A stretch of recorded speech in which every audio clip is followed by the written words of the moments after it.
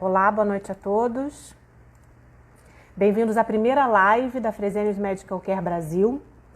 Podem ir chegando, se acomodando no sofá. Eu espero que todos vocês estejam confortáveis.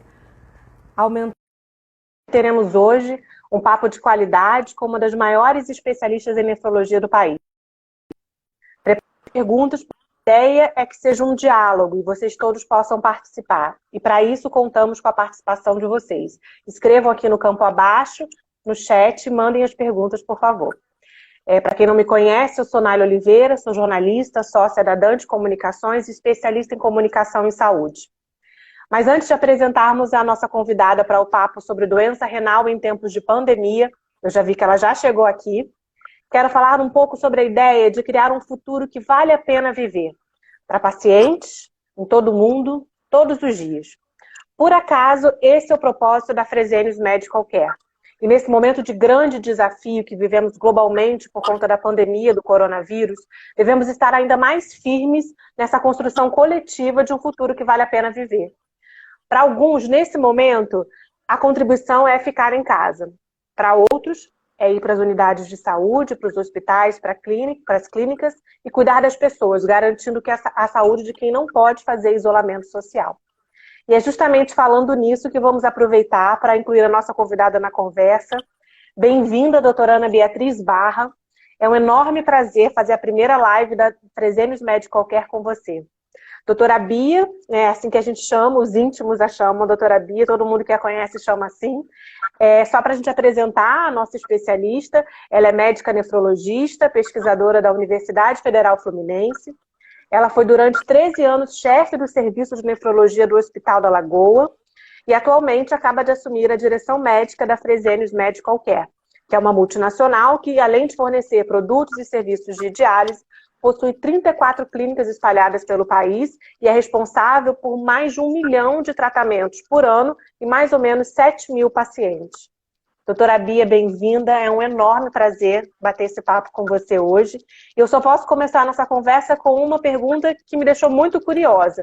O que é que a hora? Para quem não viu, ela fez um vídeo chamando vocês para essa conversa, dizendo que ia contar para gente. Eu fiquei muito curiosa.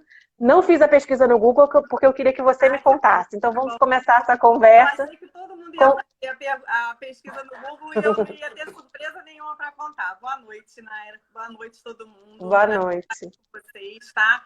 E que a hora é uma expressão neozelandesa, né, da Nova Zelândia. E ela, embora ela seja uma expressão muito corriqueira, ela quer dizer oi, ela quer dizer bem-vindo, mas ela quer dizer também gratidão, também que bom estar com você.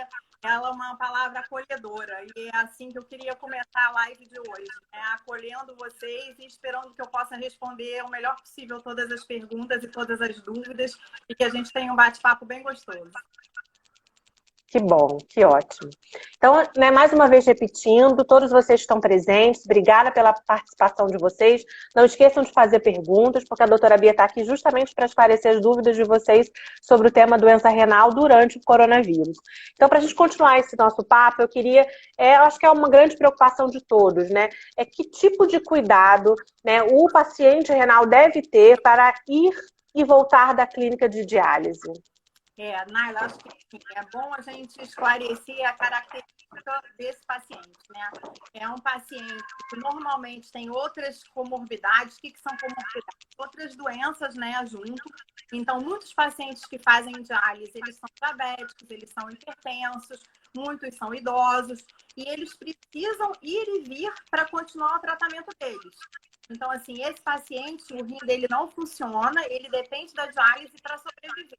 Então, embora a gente possa ficar em isolamento, quem não tem uma tarefa, não depende, que o mundo não depende dela para o dia a dia, possa fazer home office, esses nossos pacientes, eles precisam ir dialisar e voltar para casa. Então, para ir para a diálise, o que a gente precisa garantir? O maior cuidado possível em relação a qualquer tipo de contato com alguém que esteja doente. Então, assim, se você puder não ir de transporte público, ótimo, isso também ajuda. Se você tiver máscaras caseiras para usar, maravilhoso, use. Se você sair de casa e puder tocar o menos possível qualquer coisa ao seu redor, ótimo. Na hora que você chegar na clínica, a primeira coisa que você tem que fazer, se sua clínica está disponibilizando máscara, pegar a sua máscara para colocar. Antes disso, higienizar as suas mãos. As suas mãos são o grande contato e o grande meio de contágio do coronavírus. Então, evitar muito colocar a mão no rosto, principalmente nesse caminho entre a sua casa e a clínica de diálise. E lá na clínica de diálise, obedecer todo o fluxo de entrada dos pacientes, porque a maioria das clínicas ela está se organizando bem para que os pacientes não se contaminem ou se contaminem o mínimo possível nessa estada obrigatória deles de pelo menos 3 vezes por semana em um ambiente fora da sua residência. Ótimo, doutora Bia. Só importante. A gente pode continuar, a gente pode retomar esse assunto. A Viviane Malaquias só falou que o seu áudio está um pouquinho baixo. Então, se você pudesse aproximar um pouquinho mais do celular para ficar mais perto do microfone, falar um pouquinho mais alto para eles te ouvirem melhor, tá? E aí eu vou aproveitar a MGA Bi Monteiro. Melhorou? Melhorou, já melhorou. Tá. Se tiver bom para vocês também, acenem dando o ok, por favor. Mas para mim já melhorou bastante. A MGA Bi Monteiro, ela faz uma pergunta que é quais cuidados que os familiares dos pacientes renais devem ter justamente nesse tempo de coronavírus, né? Porque tem a preocupação do próprio paciente que precisa se locomover, ele não pode abandonar o tratamento nesse período, porque o tratamento é fundamental para a qualidade, para a vida dele, né? Mas os familiares também ficam preocupados. Então, que tipo de cuidado especial os familiares do paciente renal devem tomar também? Isso é um ótimo ponto, porque muitos pacientes eles não podem ir sozinhos, são idosos, né? Precisam de um acompanhante para ir até a clínica de diálise. Então, os mesmos cuidados que a gente está falando para o paciente servem para o acompanhante, né? Tentar não tocar no rosto, higienizar as mãos, se puder usar máscara caseira até o trajeto, tudo isso serve também para o acompanhante.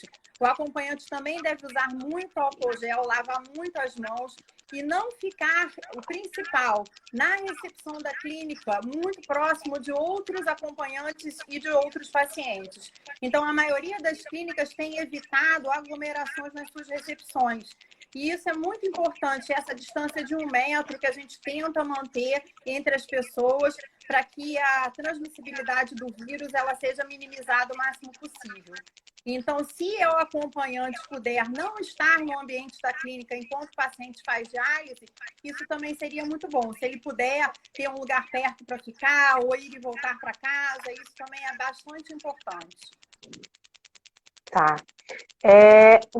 Você falou sobre o uso da máscara, né? Existe, né, o uso da máscara até foi um protocolo que a OMS mudou recentemente, né? Num primeiro momento não era uma exigência para que todos usassem, agora é uma recomendação que a OMS fez e o próprio Ministério da Saúde passou a recomendar também no Brasil a utilização da máscara, mas existe muita dúvida, né? Até já surgiram alguns memes na internet de pessoas utilizando a máscara de forma errada, ou às vezes acha que está protegendo, coloca a mão no rosto e acaba se contaminando. Explica pra gente qual é o uso correto da máscara. Olha, gente, essa é uma doença muito dinâmica e talvez por isso, Naila, ela gere um pouco de desconfiança quando a gente muda um protocolo, muda uma orientação. Então, eu acho que isso que aconteceu um pouco com a máscara, porque no início, todas as autoridades estavam falando muito na lavagem das mãos, né? E a máscara tinha ficado como um quesito que poderia faltar. Então, deveria ser utilizado com muita restrição. O que se sabe hoje, e como é uma doença dinâmica, a gente vai aprendendo junto com a doença, né? Com o desenrolar da pandemia, é que a máscara, sim, ela protege principalmente da pessoa que é assintomática e é portadora do vírus, de transmitir para alguém. Então, o que a gente pensava antes, vamos vestir a máscara para nos proteger, a maioria das vezes a gente está vestindo a máscara, estando assintomático, para proteger o outro. E isso é muito importante. Se todo mundo tiver o mesmo pensamento, a gente está protegendo uma grande parte da população. Então, a máscara hoje ela é muito importante, ela deve ser usada a maior parte do tempo por quem pode. A máscara caseira é boa, ela deve ser usada corretamente, obedecendo lá o tempo de 2 horas, não deixando ela úmida, lavando depois, de preferência com água, sabão e deixando de molho na água sanitária. Ela deve ser usada nos ambientes de diálise, tá? Se a sua clínica pode te dar uma máscara para enquanto você está dialisando, você está protegido e protegendo os outros. Isso é o ideal. E a gente tem tido algum conflito com os pacientes por conta disso. Eu gostaria muito desse espaço para explicar para os nossos pacientes queridos e amados que a gente está querendo proteger eles ao máximo. E a máscara, sim, é eficiente. A gente gostaria muito que eles usassem e nos ajudassem nessas 4, 5 horas que eles ficam conosco a se proteger e proteger todos os outros pacientes que estão na clínica naquele momento. Tá. E até algumas dúvidas surgiram, né? Às vezes o paciente que está na clínica no momento da diálise, ele recebe a máscara, mas aí às vezes ele quer tirar para, de repente, né, tomar uma água ou comer algum alimento. É fundamental mesmo que essa máscara esteja durante todo o momento em que ele estiver dentro da clínica? O que eu queria pedir aqui, muito publicamente para todos, é que o máximo de tempo que os pacientes ficarem com essa máscara é melhor para todos. E se a gente puder se alimentar antes de ir para a sessão de diálise ou depois da sessão de diálise, protegendo aquela comunidade que você faz parte, né? Aquela clínica de diálise que você faz parte, todo o tempo que você está ali, isso é o ideal. Ninguém vai brigar, discutir, mas a gente quer muito orientar vocês que essa medida, ela não é uma medida punitiva, ela não é uma medida para ninguém, a não ser para os próprios pacientes. Então, a gente queria muito reforçar isso, e quem puder não se alimentar e tirar a máscara durante a diálise. É muito importante que todos se mantenham protegidos a maior parte do tempo. Essa é uma dúvida que até nas próprias reportagens que falam sobre, né, óbvio que o coronavírus ainda existe muitas dúvidas sobre a própria doença, porque é uma doença nova, né? Tem muita pesquisa sendo feita ainda para desvendar os mistérios da Covid-19. Mas uma das dúvidas é exatamente que doenças ou que pessoas ou exatamente que grupos fazem parte desse chamado grupo de risco. E aí tem obviamente uma preocupação dos doentes renais é se eles fazem parte do grupo de risco. Eu queria que você esclarecesse isso. Isso foi o que eu falei no início, né, Naila? Eles fazem parte do grupo de risco pela própria doença renal, porque os pacientes que dialisam, que dependem de diálise, e mesmo os transplantados, porque usam medicação, eles têm imunidade reduzida. Então, eles, na verdade, reagem mal às infecções, né? Eles precisam de mais ajuda do corpo deles para lidar com as infecções. E, além disso, eles têm comorbidades. Eles têm diabetes, eles têm hipertensão. É muito comum um paciente diabético e hipertenso fazendo diálise. E muitos idosos também. A nossa média, por exemplo, nas nossas clínicas, nesses 7.000 pacientes, mais ou menos, é de 58 anos. Então, são pacientes quase com 60 anos, né? Que é onde a gente começa a contar a idade como grupo de risco. Tá. A Fê Basílio fez uma pergunta aqui, se o paciente, né, no caso o paciente renal, ele tem alguém contaminado dentro de casa, né? E aí eu vou acrescentar a pergunta da Fernanda, da Fê Basílio, se é contaminado ou eventualmente suspeito, né? Às vezes você não tem a confirmação, né? Qual é a orientação para, nesses casos, quando existe uma suspeita ou uma contaminação confirmada na família dentro de casa? Esse paciente, ou suspeito, ou com exame já positivo, ele deve ficar isolado, Naila. E se puder ficar isolado num quarto sozinho, se ele puder ter um banheiro só para ele, isso é o ideal. Mas se não puder, ele tem que ficar o máximo isolado do resto da família, improvisa de alguma forma um isolamento até o teto, né, para que qualquer respingo, qualquer coisa não chegue a um outro ambiente. E assim, o banheiro super bem limpo, água sanitária, sabão, tudo isso isola do vírus, mata o vírus, né? Então, assim, aprimorar todas as questões de higiene, limpar com álcool a 70, de preferências, maçanetas, coisas que o paciente toque, e deixar ele realmente com tudo separado dele. Pratos, copos, talheres, roupa de cama, de toalhas, né? Então, um cuidado realmente de isolamento desse paciente. O melhor isolamento é realmente o domiciliar, mas a gente sabe que muitas vezes, em muitas residências, isso é difícil, né? Mas é o ideal. Tá, doutora Bia, falaram que parece um barulho de vento aqui na nossa live. Tem algum ventilador aí perto de você? Não, não tem. Você quer que eu tente botar para ver se melhora? Não, né? Deixa eu tentar. Tem um pico de chinelo, vê se de repente colocando o fone. Porque parece que tem um barulho de vento que algumas pessoas pontuaram aqui que estão tendo um pouquinho de dificuldade de ouvir. Aí a gente pode, de repente, com o fone ajustar. Eu botei o fone, mas eu continuo ouvindo pé, pé, pé, pé, pé, pé, pé. Pois é, que aqui também não tem nada. Mas então vou dar sequência. Se vocês não estiverem ouvindo, precisarem que a gente fale um pouco mais alto, escrevam aqui, por favor. A Marcinha Oliver, ela fez, aí complementando até a pergunta da Fê, a Marcinha Oliver pergunta aqui se tem um paciente, aí no caso, um paciente renal confirmado com exame de PCR, né? Ele pode dialisar ou ele deve dialisar ou deve ter algum tipo de distância na mesma sala de um paciente que não tem confirmação de coronavírus, né, mas sem exame. Como é que é essa dinâmica quando você tem um caso dentro da clínica de caso confirmado de coronavírus? A gente tem que fazer um isolamento desse paciente, tá? Então, assim, cada clínica tá tendo uma solução porque os espaços são muito diferentes, né, Naila? Então, inicialmente, a maioria das clínicas está isolando esse paciente na sala de emergência, que é uma sala em que existe porta, né? Está totalmente separado. A enfermagem que lidar com esse paciente, ou se o médico precisar examinar esse paciente, ele tem que estar paramentado, todo paramentado para a Covid, com capote, máscara, gorro, né? Então, existe todo um cuidado do profissional de saúde. E se não houver, se não tiver condição desse paciente dialisar na emergência, esse paciente tem que estar o máximo isolado possível dos outros pacientes, uma distância de 2 metros pelo menos, no último turno, fazer um quarto turno. Aí cada clínica no Brasil está dando uma solução para isolamento desses pacientes.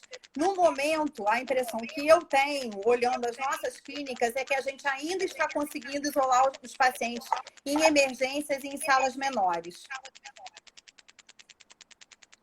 Tá. O Arthur Neto fez uma pergunta aí, no caso, nesse caso, o paciente que tem confirmado coronavírus, o renal, existe a chance de ter uma forma leve da doença? Porque eu imagino que seja uma preocupação, né? Por o doente renal ser do grupo de risco, se todo paciente renal, se tiver coronavírus, vai ser um caso grave, né? Então, a pergunta do Arthur é se tem, né? Esclarece para eles, por favor. Super pertinente a pergunta dele. Inclusive, o próprio paciente renal, ele pode ser assintomático, tá? Então, assim, contando uma história verdadeira de um local, na verdade, de uma universidade em que estava disponível kit para fazer o exame do PCR, porque tinha alguns funcionários que tinham sido contaminados e só para avaliar, sem nenhum tipo de intenção, 15 pacientes de diálise que estavam assintomáticos foram testados. Dos 15, 3 estavam contaminados e não tinham nenhum sintoma, entende? Então, por isso, a grande necessidade de que todos usem máscara. Porque esses pacientes assintomáticos, eles funcionam como as crianças, né? Eles são grandes transmissores e eles não têm nenhum tipo de sintoma e não tem nenhum risco para eles. Então, a máscara, ela vai funcionar para me proteger e para te proteger. Aí, voltando, Ana, aproveitando que você falou da máscara, eu vi aqui pelo menos umas 10 perguntas sobre máscara de pano, né? Porque também tem, né, o próprio Ministério da Saúde colocou no site uma orientação de como a pessoa pode fazer máscara de pano, até uma orientação para que as máscaras cirúrgicas sejam deixadas para os profissionais de saúde. Qual é o protocolo, então, no caso, no uso da máscara de pano que a pessoa pode ou comprar ou fazer em casa? Essa máscara de pano, eu aconselho vocês que entrem no site do Ministério da Saúde para olhar, mas basicamente o que está escrito lá é o que eu vou falar para vocês. Ela precisa ser de um tecido que ela isole essas gotículas, né? Que quando a gente espirra, quando a gente tosse, às vezes até quando a gente fala normalmente muito alto, né? A gente espirra umas gotículas da nossa saliva. Então, essa máscara tem que impedir que essas gotículas saiam, né, da boca ou do nariz da pessoa que está vestindo e também que elas penetrem de fora para dentro do nariz e da boca de quem está vestindo a máscara. Então, um bom teste que está aí na internet toda hora, se vocês procurarem, isso não está no site do Ministério da Saúde, é testar com spray de desodorante, porque você espirra e você vê se a gotícula passa ou não. Eles têm uma orientação lá dos tecidos que são melhores para serem usados. O ideal é que a máscara fique sendo usada só durante 2 horas, que você troque, você possa levar até uma máscara limpa dentro da sua bolsa e você coloque num saquinho a suja e depois invista limpa de novo. Mas nos centros de diálise, onde não está sendo possível disponibilizar, porque há falta de material no mercado, né? Nos centros de diálise, onde não é possível disponibilizar uma máscara cirúrgica, a orientação que eu daria a vocês é que usem sim a caseira, mesmo dentro do centro de diálise, tá? Tá. E uma outra, um estudo, né, até o jornal The New York Times publicou, acho que foi essa semana, se eu não me engano, uma reportagem que até foi reproduzida aqui na imprensa brasileira, chamando atenção para que pesquisadores norte-americanos, obviamente analisando os casos de Nova York, que tem uma concentração, né, considerada quase que um novo epicentro da doença depois do epicentro na China, e que muitos casos de pessoas que agravam coronavírus apresentam um quadro de insuficiência renal. Né? A pesquisa diz que entre 20% e 40%. Eu queria que você explicasse um pouco essa relação do coronavírus com pessoas que não eram pacientes renais e que apresentam insuficiência renal após o agravamento do caso. Vamos lá, vou contar o que a gente sabe até agora. É uma doença nova, então a gente está aprendendo com ela, né? Então a gente sabe que a doença em si, ela pode atingir o rim de várias formas e pode chegar ao último estágio, que é a falência renal e a necessidade de diálise, que são esses 20% a 40% dos pacientes internados em terapia intensiva, né? É uma incidência muito alta. Isso está dentro de um contexto de uma falência geral de órgãos. Mas também a gente já identificou que existem agressões diretas aos rins. Então, o que já se viu também é que esse filtro, que é um filtro perfeito, ele não perde proteína, ele não perde sangue, né? Nosso rim é um filtro perfeito. E que quando o paciente está contaminado com Covid, muitos internados, se você for fazer um exame de urina, você vai ver que já tem alguma perda de proteína, alguma perda de hemácias, né, de sangue. Então, a gente já entende que provavelmente existe ali uma agressão direta, que não é causada pela sepse, que é uma das causas da falência renal em terapia intensiva. Porque quando você pensa que é uma infecção muito grave, você pode pensar assim, infecção muito grave e por isso tem falência renal. Mas parece que não é só isso, existe um acometimento realmente do rim e ainda se soma o fato de que o estado de coagulação do paciente se altera também. A gente sabe que existe alguns indícios de que a coagulação do paciente ela não fica normal na infecção do Covid e isso também pode, de certa forma, comprometer a função renal. Então, existem várias possibilidades que a gente chama de fisiopatologia, né? De formas de agressão do rim que essa doença pode causar e nós não entendemos totalmente ainda estamos engatinhando nisso e o que a gente está fazendo no momento é manter o paciente o máximo estável possível para agredir o menos possível o rim. E quando a falência renal ela se estabelece, a gente está usando muito as diálises mais lentas e contínuas, porque elas permitem que o paciente fique melhor do ponto de vista do coração, de manter a pressão arterial, né? Muitas vezes é a única diálise que o paciente suporta, né? Que chama a diálise contínua. Então, os nefrologistas estão usando muito isso hoje para tratar a falência renal desses pacientes mais graves. E no caso de um paciente que não é doente renal e né, contrai coronavírus, apresenta esse quadro de insuficiência renal, ele naturalmente ele vai virar um doente renal crônico ou não? Esse quadro ele pode ser revertido com a solução da doença? Não, ele pode ser revertido com a solução da doença. A gente tem um exemplo para nós, assim, mais emblemático, a gente tem um professor, e ele saiu na mídia, né? Foi um professor da UERJ, foi meu professor, uma pessoa que eu gosto muito, e ele foi um dos primeiros afetados pelo Covid de forma grave, ficou acho que 45 dias internado, ele fez diálise, ficou sem urinar nada, totalmente anúrico, e ele recuperou a função e ele está em casa hoje bem, com a função renal estável. Então, sim, ele pode recuperar e o mais provável é que recupere a função, tá? É uma doença aguda, né? Tem uma pergunta também da Marcinha, quantos dias devemos deixar o paciente suspeito confirmado no isolamento? O ideal são 14 ou 21 dias. Qual a sua sugestão? Olha, no mínimo 14 dias, e a gente ainda tem que ter certeza que o paciente está sem sintomas. Então, assim, em geral, está dando uns 18 dias. A gente junta os 14 dias de isolamento mínimo até e ter certeza que o paciente ficou assintomático. Se, por exemplo, o paciente ficou assintomático, não tem mais febre, não tem sintoma respiratório, mais nada com 10 dias, sim, a gente pode liberar com 14. Mas se chegou com 14 dias e eu ainda estou tossindo, não. Até parar os sintomas, tá? Pelo menos 3 dias sem sintomas. Então, por isso que as pessoas falam muito em 21 dias, porque é mais segurança, né? De que realmente vai estar sem sintoma nenhum. Mas alguns pacientes, claramente, com 10 dias, 7 dias, já está sem sintoma nenhum e já pode se considerar curado, né? A Sandra Ive Gustavo pergunta, né?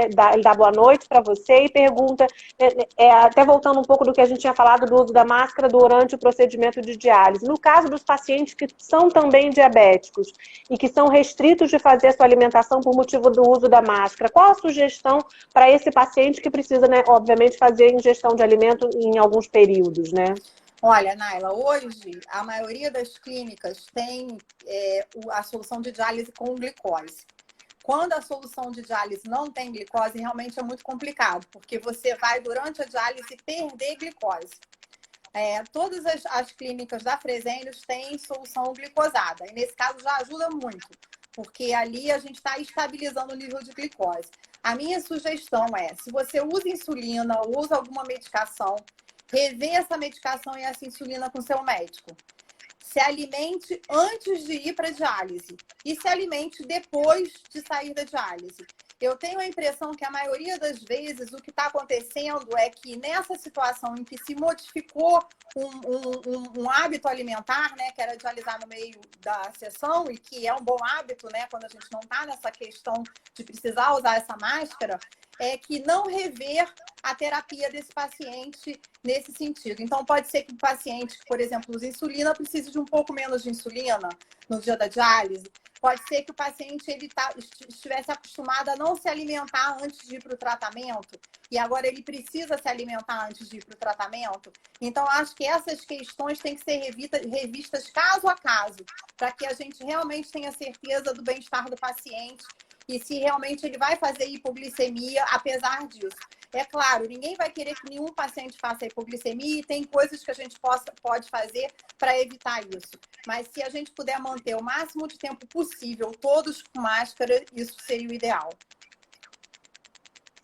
E aí, obviamente, né, até por conta dessa, as pessoas também estão tendo um pouco mais de atenção sobre a saúde dos rins, né, por conta, né, da relação, né, de casos em que as pessoas que não tinham insuficiência renal apresentam insuficiência renal e também pelo fato dos doentes renais fazerem parte do grupo de risco, né?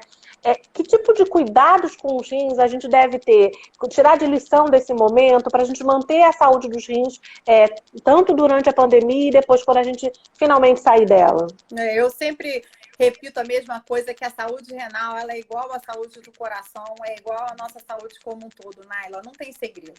Então, assim, bons hábitos alimentares, praticar exercício físico, não ser obeso. E se você tem algum histórico de doença renal na família, você tem que se cuidar mais. Se você é diabético, se você é hipertenso, você tem que cuidar dessas duas questões. Você não deve fazer o uso de nenhum remédio sem indicação médica, como para qualquer doença, né? E aí o nosso principal vilão é o anti-inflamatório e o uso de antibióticos sem receita médica. O antibiótico melhorou muito, porque agora precisa da receita, né? Mas o anti-inflamatório a gente ainda faz muito uso sem nenhum tipo de consulta.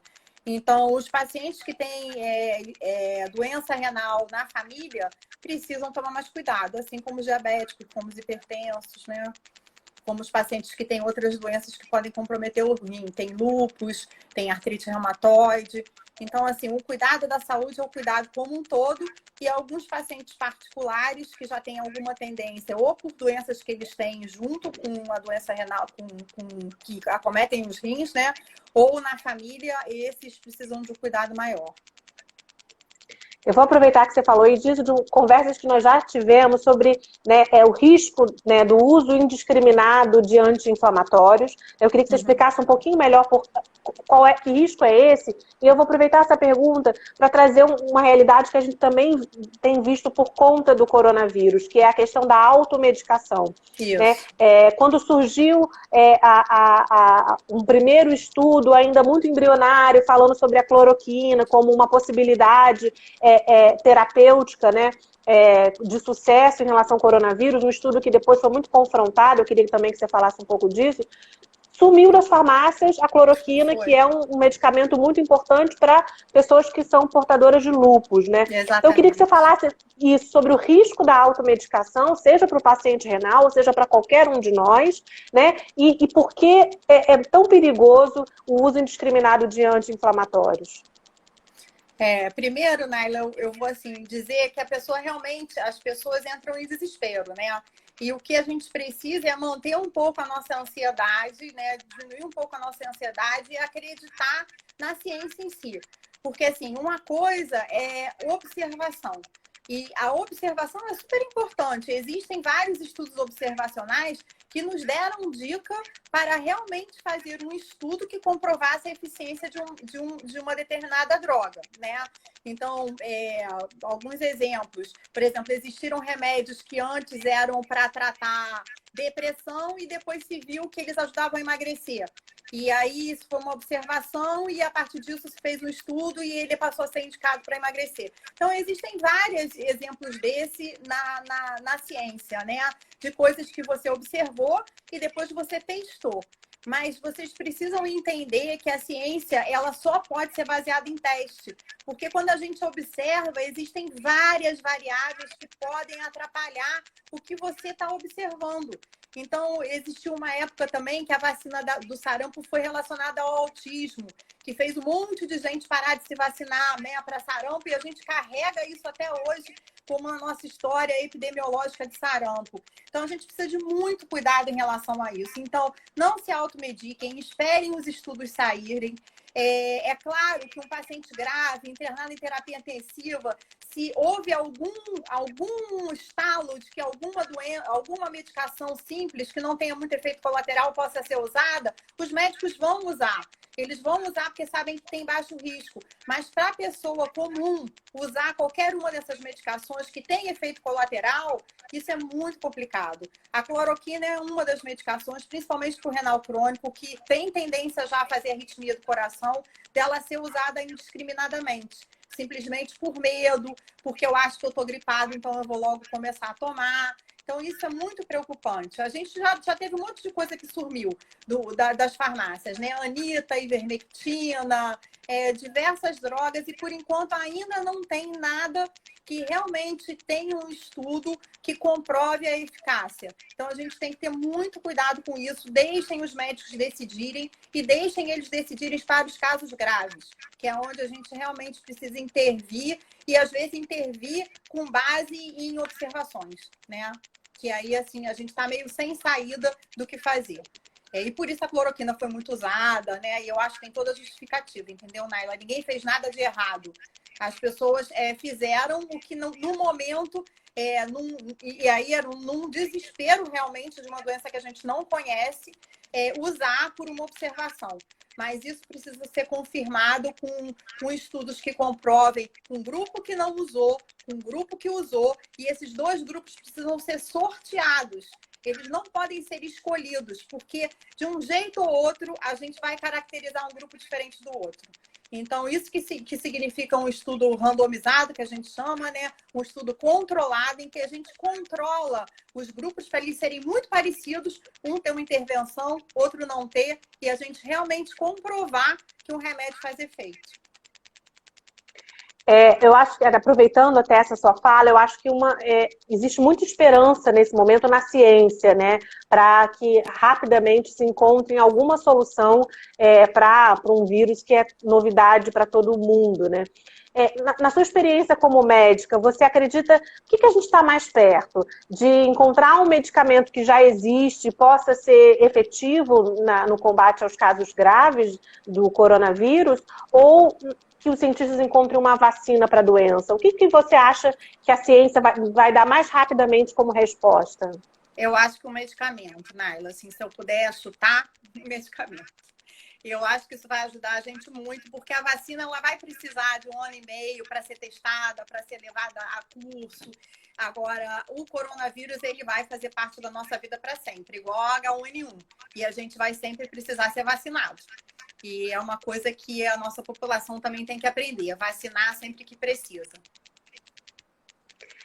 O Arthur trouxe uma pergunta, né, que eu acho que é bem importante esclarecer para todos os grupos, né? Então, quando surgiu o coronavírus e ele chegou no Brasil, né, todo mundo fez questão muito, né, de falar que, olha, é uma doença com baixa letalidade, né? Em geral, em boa parte da população, ela aparece com sintomas leves, como uma gripe, e que a orientação sempre foi buscar um atendimento médico quando você apresentar sintomas graves, né? Agora, para o paciente renal, né, em que momento ele deve relatar para o seu médico quando ele apresenta qual sintoma, né? Então, que orientação dá especialmente? Que ele fique inseguro, Naila. Qualquer sintoma que ele fique inseguro. Nesse momento, eu tive diarreia, eu tenho que contar com o meu médico. Eu vomitei, eu preciso contar com o meu médico. Eu tive raste, que é pintinha no corpo, que antes não estava relacionado à Covid, e agora a gente já viu uns casos com raste, eu preciso contar para o meu médico. Então, a primeira coisa, quando chegou na clínica de diálise, vestiu a sua máscara, a pessoa vai te interrogar, e a maioria das boas clínicas estão fazendo isso, uma anamnese, assim que o paciente entra na clínica, tudo que aconteceu com você, eu tive uma febrícula, eu tô com um pouquinho de dor de garganta, meu nariz está escorrendo, conte tudo para o seu médico. E se precisar, se for o dia que você não está dialisando, liga para a clínica e pede para falar com o médico, pede para falar com o enfermeiro, pede informação. Olha, estou me sentindo assim, estou com falta de ar, estou cansado. E assim, o sintoma mais preocupante é o cansaço e a falta de ar. Então, mesmo que não consiga falar com a clínica nesse momento em casa, vocês devem se dirigir a um hospital, a um setor de emergência. Mas se vocês estiverem sentindo isso e conseguirem ligar para a clínica, liga, já tira a sua dúvida. Mas não deixem de falar nada do que vocês estão sentindo. Não fiquem com medo, porque se o paciente não tiver indicação de internar, ele não vai ser internado. E ele não vai ser proibido de dialisar. O que a gente vai fazer é garantir a diálise com segurança para todo mundo. E a diálise, ela é muito importante que ela seja feita da maneira correta nessa hora, gente. Porque assim, se vocês não estiverem bem, vocês vão para o hospital. E o que tem no hospital? Outros pacientes com Covid. Então, se vocês puderem dialisar bem, ficar bem no peso seco, com o potássio controlado, o fósforo controlado, né, com a pressão boa, vocês vão ter muito menor risco de ter que internar por qualquer motivo. E é isso que a gente quer que aconteça nessa hora, que vocês vão e voltem à clínica de diálise com segurança, dialisem com segurança e fiquem bem nesse momento. Isso vai passar. Isso vai passar, a gente vai demorar um pouquinho para ver isso, a gente está entrando no inverno agora, mas isso vai passar e a gente precisa passar junto por isso, né? E a gente vai passar junto com vocês. E a gente está aqui para garantir uma diálise tranquila para todos vocês. É bom, Tem uma pessoa perguntando aqui. Pode falar, doutora Bia. Naila, porque é uma coisa muito importante aí, por isso que eu fiquei com vontade de falar. Não, pode responder. Nas clínicas vai ter teste, sabe? Isso é uma coisa que a gente precisava muito ter. Porque a gente podia já tranquilizar o paciente de que ele não está com Covid, né? A gente podia tirar eles de isolamento, que a gente está com suspeita. E às vezes o paciente está só gripado, tem um H1N1, tem uma gripe comum, e a gente está fazendo isolamento. Então, a gente realmente precisava muito que nossos pacientes pudessem ser testados para o Covid. E a gente, infelizmente, mesmo quando manda para o hospital, se o paciente estiver estável, a maioria dos hospitais não estão testando. Eles não estão com material para fazer isso, né? Há uma expectativa de que chegue no país um número bastante significativo de testes, e há iniciativas também, ou da Fiocruz, né, ou de outras instituições de criar testes, mas isso ainda não foi resolvido, né? É um Isso grande ainda não foi desafio, né? resolvido. É um grande desafio porque falta teste no mundo inteiro, né? Falta teste no mundo inteiro. Mesmo o teste mais fidedigno, né, mais correto que é o PCR, ele às vezes erra, então às vezes até tem que repetir o teste. Então, assim, é um desafio muito grande, mas se a gente pudesse pelo menos ter um teste por paciente, seria muito bom. Os profissionais de saúde ficariam bem mais tranquilos. Eu acho até você falou da questão dos profissionais de saúde, né? Porque a gente pensa muito no teste relacionado ao paciente, mas o profissional de saúde que está em contato com o paciente também precisa ser testado, justamente para que haja uma garantia de que ele também não está contaminado, né? E possa continuar trabalhando, sendo uma força tão importante nesse momento, né? Hoje a gente está com a população que faz a assistência direta dos pacientes, eles estão ficando muito doentes, Naila. E assim, eu espero que essa seja a primeira onda, né? E que a gente consiga recuperar a maioria desses nossos funcionários que estão ficando doentes, né? Que estão pegando realmente o Covid. E para eles é muito importante o teste, para até saber se depois eles ficaram imunes ou não, né? Saber se eles estão doentes, se eles realmente precisam ficar isolados e depois se eles estão imunizados, porque eles também vão ficar mais tranquilos. Até aproveitando que a gente está falando sobre teste, que era uma pergunta que eu queria que a gente esclarecesse, porque você falou do PCR, né? Existem vários tipos de testes, né? Que é o de sangue, o que é feito, né, com quando você tira com aquele cotonete no nariz. Eu queria que você explicasse para a gente que testes são esses e o que cada um deles acha, né? O teste do nariz, né? Que dizem que incomoda bastante, por sinal, viu? Que é o teste que você colhe da orofaringe, ele vai tirar lá da sua secreção mesmo o RNA do vírus. Ele vai procurar o vírus. Então, ele detecta se você está com o vírus no seu organismo, tá? Isso é o PCR, que a gente chama de PCR. Os testes de sangue, eles vão olhar a imunidade. Eles vão olhar se você teve contato com o vírus recente ou há algum tempo e se você já desenvolveu anticorpos contra esse vírus. Então, existem duas imunoglobulinas que são as que são, na verdade, os maiores marcadores de imunidade, né? Que é a IgG e a IgM. Quando a IgM está alta, significa que você teve um contato há pouco tempo com o vírus. Então, seria, junto com o PCR, um diagnóstico de uma doença recente. E a IgG, depois que passa mais tempo, ela fica positiva e ela mostra que você já teve contato com o vírus e você desenvolveu imunidade. Ainda nesses testes, a gente também está engateando, né? A gente tem testes melhores, testes piores, testes rápidos que são eficientes, outros não, e a gente ainda não tem muita clareza de tudo isso. E, especialmente, a gente não tem clareza ainda se esse vírus ele vai mudar, se ele vai sofrer mutações e a gente vai ter, como H1N1, que refazer essa vacina todos os anos para que a gente pegue outras cepas de vírus. Então, já tem publicações mostrando que o vírus lá da China ele é um pouco diferente do vírus que chegou nos outros países. Então, existe toda essa dificuldade ainda de entendimento da doença. A gente, como eu disse, está aprendendo junto com a doença. É possível, então, que a gente veja um comportamento do coronavírus muito parecido com um comportamento que é muito conhecido do brasileiro, que é o da dengue, né? Que a gente teve um vírus que é tipo 1, depois do tipo 2, depois do tipo 3, depois do tipo 4, e aí picos de epidemia de cada um desses tipos. Você acredita que o coronavírus tem um comportamento parecido? Eu acredito que ele vai mutar, como é natural da maioria dos vírus, mas eu acredito que, diferente da dengue, que a gente nunca teve uma vacina efetiva, né, Naila? A gente vai ter uma vacina tão efetiva quanto a da H1N1. Isso eu acredito, que a gente vai conseguir ter uma vacina um pouco mais eficiente para a gente poder fazer a profilaxia de verdade, né, dessas epidemias. A Saskia Tamiles, olha, você me perdoa se eu tiver lido errado o seu nome, tá? A Saskia Tamiles, ela fez duas perguntas que eu acho bem importantes. Uma, ela pergunta se tem algum tipo de sintoma que é mais comum para o paciente em diálise, no caso dele contrair coronavírus. E ela faz uma segunda pergunta pedindo para você falar, na verdade uma sugestão, ela você falar sobre a importância de não se diminuir o tempo da diálise, né? Que ela relata que muitos pacientes têm insistido em diminuir o tempo da diálise e ela fala sobre a conscientização de não haver essa diminuição. Primeiro falando sobre o tempo de diálise, essa pergunta é maravilhosa. Como eu disse para vocês, vocês precisam estar bem. E a gente já briga muito com os pacientes que eles precisam fazer o mínimo de tempo de diálise que foi prescrito para eles.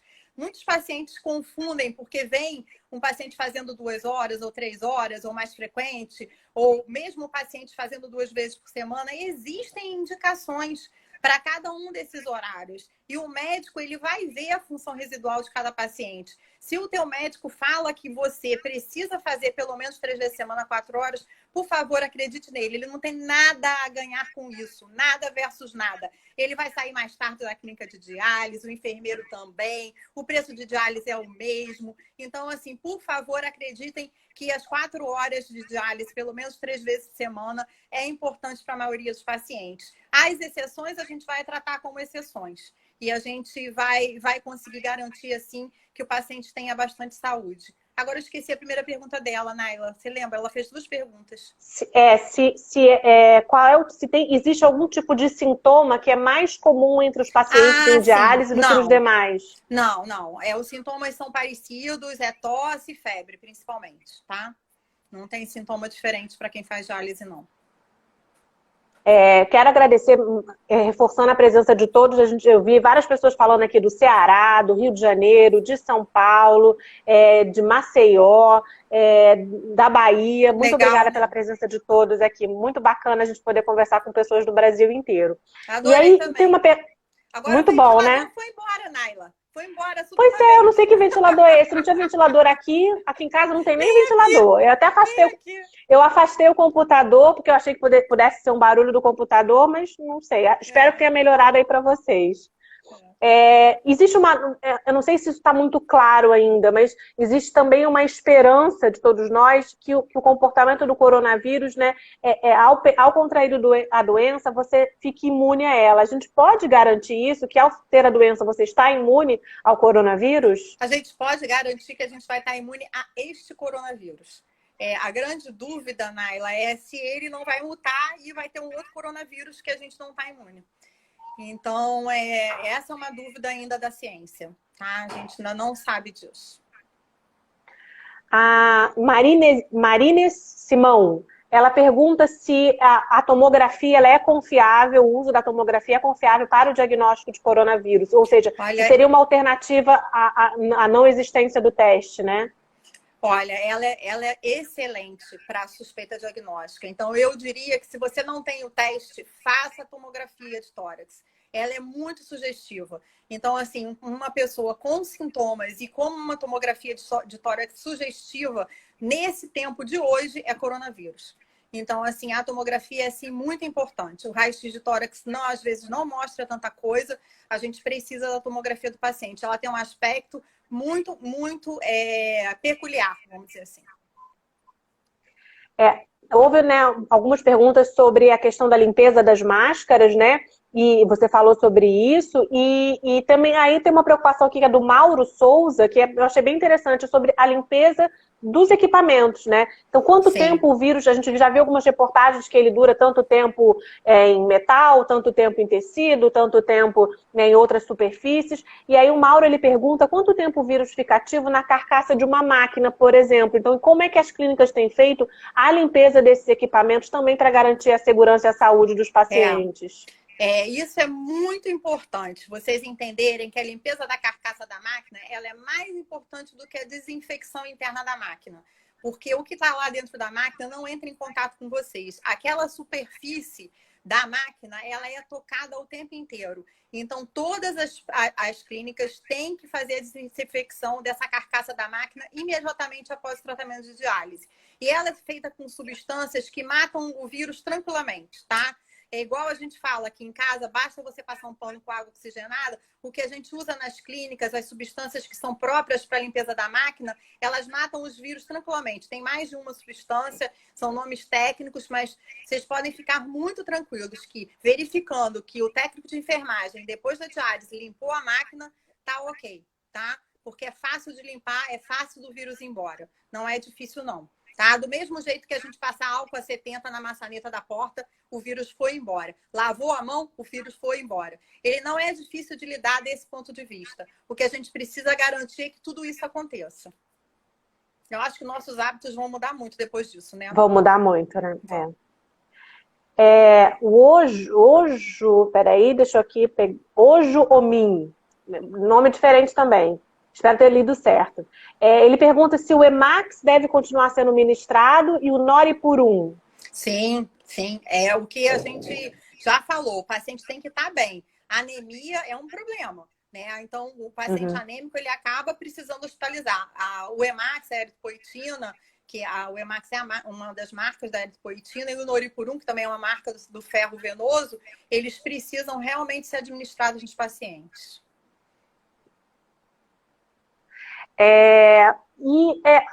A gente falou sobre, né, os casos, né, dos pacientes que apareceram insuficiência renal durante a internação do coronavírus. Eu sei que muitos aqui são entendidos do assunto, mas eu queria que você fizesse a diferenciação do que é um paciente renal crônico de um paciente renal agudo, né? Quais são as diferenças do tratamento deles e como que nesse momento, né, esse tratamento está sendo ministrado em casos de coronavírus. Eles são dois pacientes muito diferentes.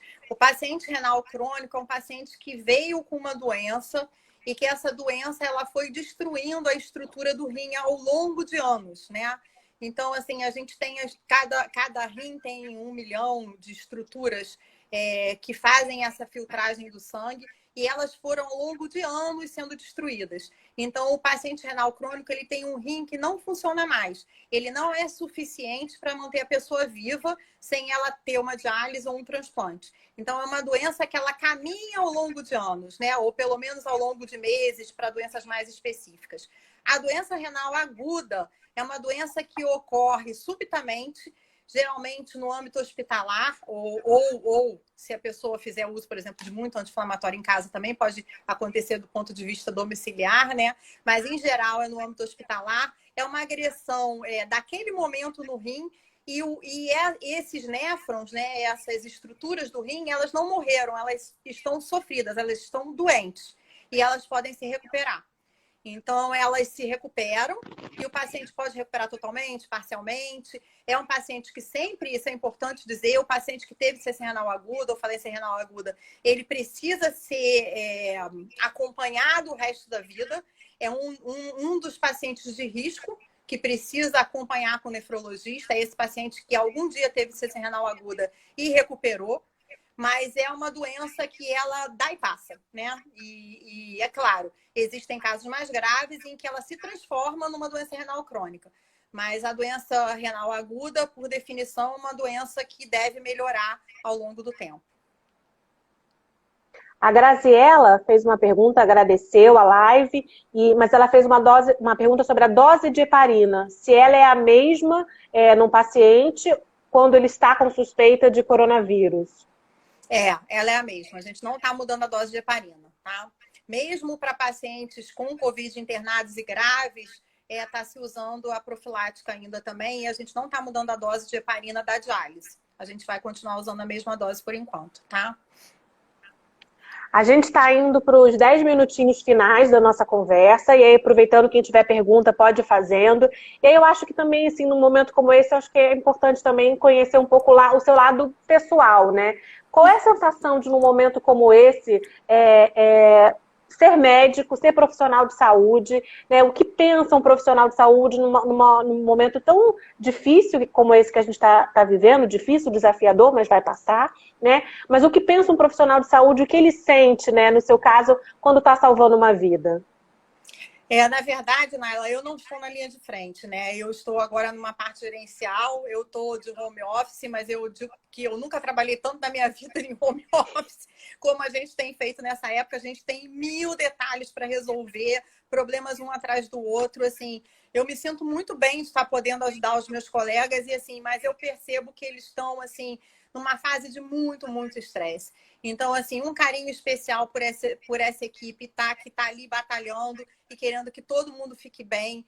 E, assim, acreditem neles, acreditem nas orientações que eles estão dando. Eles estão na clínica de diálise com vocês. O que eles estão falando é para o bem de todo mundo. E, assim, é muito importante que todo mundo esteja unido nessa hora. E, assim, nossos profissionais de saúde são realmente heróis. Tanto que, nesse momento desse primeiro pico, o que eu estou vendo de mais gente doente nas nossas clínicas são os nossos profissionais. Muito mais do que os nossos pacientes, que a gente tem conseguido proteger bastante, graças a Deus. Então, a gente, muito carinho com eles, né? Porque a gente precisa salvar vidas e a gente precisa manter vocês bem. Que bom. Deixa eu ver se eu esqueci de... Né? A Social Dani fez uma pergunta sobre os casos, né, que pacientes com Covid necessitaram de hemodiálise e ficaram um mês dialisando. Ela pergunta, a doutora Bia até respondeu sobre isso um pouco no início, mas se vai causar doença renal crônica. A Dani fez essa pergunta agora, né? O paciente com doença renal aguda, foi o que eu estava respondendo. Ele pode recuperar totalmente e ele pode ficar com alguma sequela. Às vezes ele fica com uma sequela inicial e depois melhora totalmente, né? A função renal volta ao normal. Mas sempre ele vai ser um paciente de risco. A gente já sabe que o paciente que em algum momento teve CC renal aguda deve acompanhar com o nefrologista, tá? Uma vez por ano, se tiver com a função renal normal, e o médico vai orientar qual é a frequência ideal para cada um. Mas a insuficiência renal aguda é uma situação de risco e ela acontece muito no Covid. O Nefrologia SLMD pergunta que quando o paciente com Covid desenvolve IRA, o início da hemodiálise deve ser precoce, e qual é o tipo de hemodiálise? Quanto tempo deve ser a sessão? Curta ou prolongada? Olha, a maioria dos colegas, assim, porque tem várias correntes em nefrologia, como qualquer coisa de medicina, né?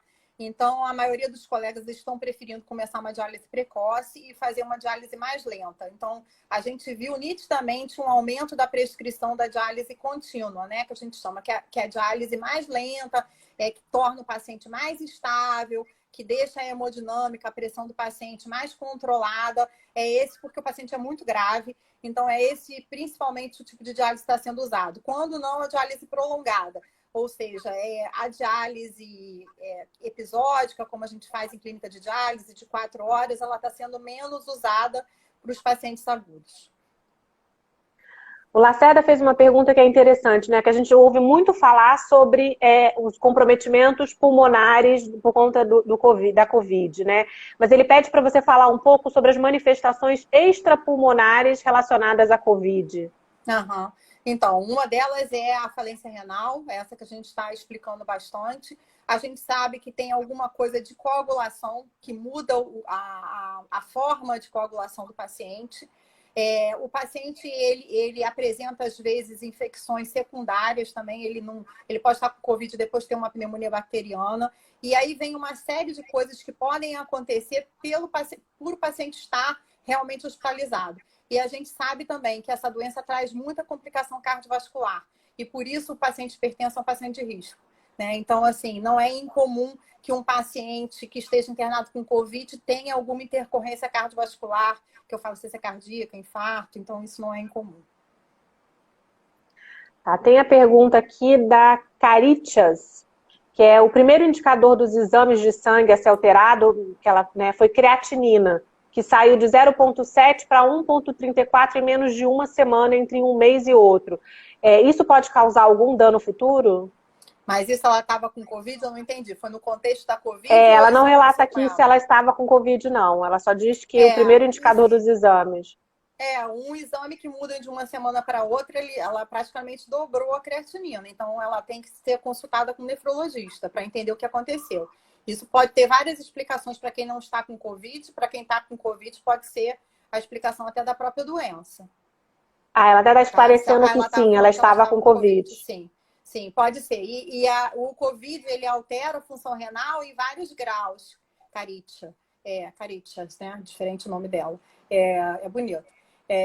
Mas ele pode ser até uma alteração leve, isso que você teve, se depois você melhorou, é uma alteração leve, até uma alteração muito grave que precisa de diálise. Tá, a gente está indo para as últimas perguntas. Acho que há perguntas sobre o uso do dialisador nos casos de coronavírus confirmados. Tá, o que a gente está preconizando, né? Na verdade, o uso único, eu sou totalmente fã, e todo mundo que me conhece sabe disso. Desculpas para vocês, mas isso está acontecendo com uma certa frequência. Às vezes o Instagram derruba a live quando ela chega a 1 hora de duração. Oi, Naila, então ele derruba... parou no meio, né? Não sei onde parou. Só para a gente retomar, porque isso tem acontecido com alguma certa frequência, que o Instagram às vezes derruba a live quando ela completa 1 hora. Então exatamente cai. Exatamente caiu quando a gente completou 1 hora de duração. Então, eu vou pedir para você retomar a sua resposta para a gente poder complementar e finalizar. Tá. Então, era o uso único, né? Eu estava falando do uso Isso. único. No caso do Covid, o uso único, eu estava falando que eu sou fã em qualquer situação, porque não se faz mais reprocessamento de dialisador na Europa, nos Estados Unidos, nunca se fez no Japão. Então, a gente precisava realmente mudar isso. Mas, no caso do Covid, por que a gente está fazendo uso único? Porque esse paciente precisa ficar isolado. E no isolamento do paciente, a gente precisa manter tudo que a gente estiver usando no isolamento, jogar fora. Então, o dialisador entra nessa história também. Então, a gente tira capote, tira luva, tira óculos, tira tudo, joga tudo fora. Então, assim, o dialisador também, ele é para ser feito em uso único, e isso está autorizado pela Anvisa, graças a Deus, dessa vez houve uma compreensão das autoridades de saúde que a gente não poderia fazer reprocessamento de dialisador nessa situação. Então, os pacientes que estão em isolamento por Covid, em clínicas de diálise, devem fazer uso único, assim como aqueles hospitalizados. Tá. Uma pergunta aqui interessante, né? O pano que limpa a máquina, ele depois deve ser jogado fora ou ele pode ser lavado e reaproveitado? Ele pode ser lavado e reaproveitado. O bicho, ele morre fácil, né? Mas, assim, existem rotinas em cada clínica de diálise. Tem clínicas que passam um pano e jogam aquele pano fora, é tipo um papel, né? Cada clínica de diálise tem uma rotina e espero que todas sejam boas rotinas. E aí a gente está esterilizando bem a máquina por fora. E isso é o mais importante de tudo. Essa máquina tem que estar bem limpa. Tá bom, doutora Bia. Então, para a gente encerrar a nossa live, a gente pede desculpa por ter caído, mas a gente está de volta aqui para concluir. Para a gente finalizar a nossa live, eu queria que você deixasse uma mensagem para os profissionais de saúde, para os pacientes de diálise e para toda a população, para a gente enfrentar esse momento juntos, né? Eu acho assim, gente, muita esperança, né? A gente precisa ter muita esperança. A gente tem muitas bênçãos, então, assim, a esperança eu acho que é a coisa mais importante que a gente precisa nessa hora. Isso vai passar e a gente precisa enfrentar isso juntos. Então, o que eu queria pedir muito para os pacientes é que eles acreditem nas suas equipes de saúde, acreditem que a gente está fazendo o melhor por vocês. Não tem por que a gente querer que todo mundo use máscara, ninguém vai ganhar nada com isso, porque sempre se acha que tem alguma coisa que a gente possa estar fazendo para algum tipo de benefício. Então, a gente tem o benefício de vocês estarem bem, por um futuro que vale a pena viver. Isso eu tenho certeza que todo nefrologista tem na sua cabeça. E acreditem neles, acreditem nas suas enfermeiras, acreditem na equipe multidisciplinar. A gente vai passar por isso e a gente vai passar bem, tenho certeza. Doutora Bia, muito, muito obrigada por esse papo, obrigada pela sua disponibilidade, obrigada por esclarecer tantas das dúvidas e obrigada a todos que participaram aqui, enviaram suas perguntas, pessoas do Brasil inteiro, muito obrigada mesmo. A gente vai passar por essa, né? Eu adorei fazer isso, Naila, pode me chamar mais. Vamos fazer mais vezes, então. Tá bom, tchau, boa noite, grande. obrigada. Tchau, boa noite. Boa noite a Tchau. todos.